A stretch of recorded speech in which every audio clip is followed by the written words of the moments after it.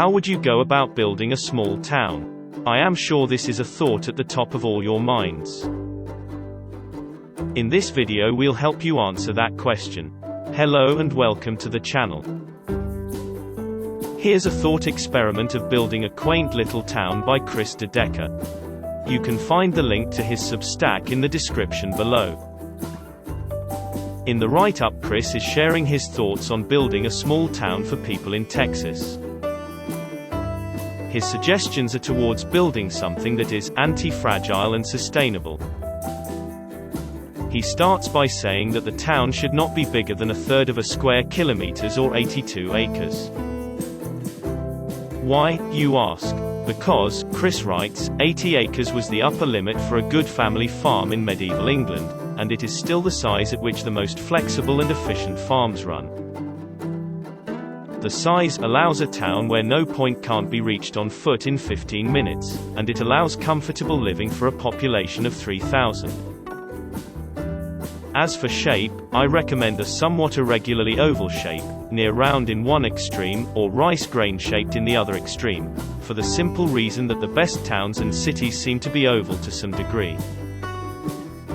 The town being planned in Texas makes water the top priority, as Texas is semi-arid with perpetual drought and short and intense annual rains.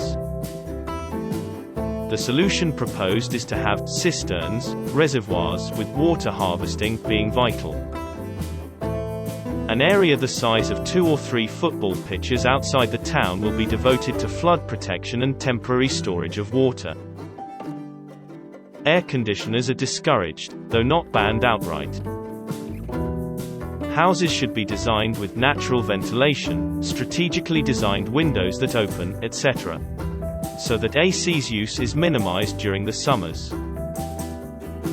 For hot water, solar heaters are useful even in a Texan winter, and all homes will be equipped with fireplaces, wood stoves and chimneys.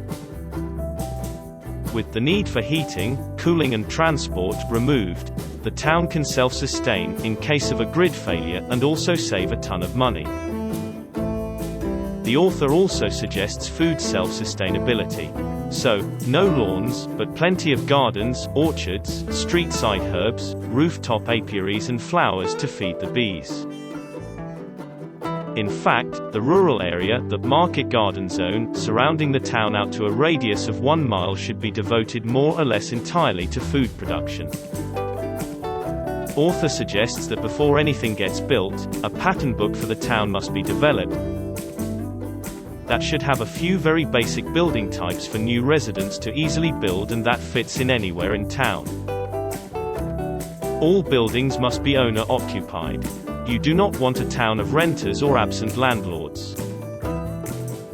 Without motor vehicles and endless power flowing through the socket, this will be a remarkably quiet town. The loudest noise you will hear on a typical day will be children playing or a conversation between neighbors in the street. Don't develop the best lots and the best locations first. Save them for later. Remember the golden rule of placemaking. When building anything, build on the least attractive part and improve it while keeping the views of the more beautiful parts intact. Texas is hot and sunny, so streets should be relatively narrow and main streets should have covered walkways or porticos. Water should be available in the form of fountains and faucets, water troughs and wall-mounted fountains as far as possible almost everywhere. Having a single ambulance in town is no problem, and hopefully it will be rare to even see it on the streets. Same with firefighters. A town without cars is more accessible for everyone, including the handicapped, wheelchairs, etc. Especially for the two large groups of people who cannot drive even under the best of circumstances, the elderly and the young. But where will people keep their cars? Outside the city boundaries somewhere. If you think of a town as a home, the streets in a gridded town are corridors, not useful for much of anything. But in a town with an irregular street pattern they become rooms, or real places. That's it for this video. If you enjoyed it, please give a like. Thank you.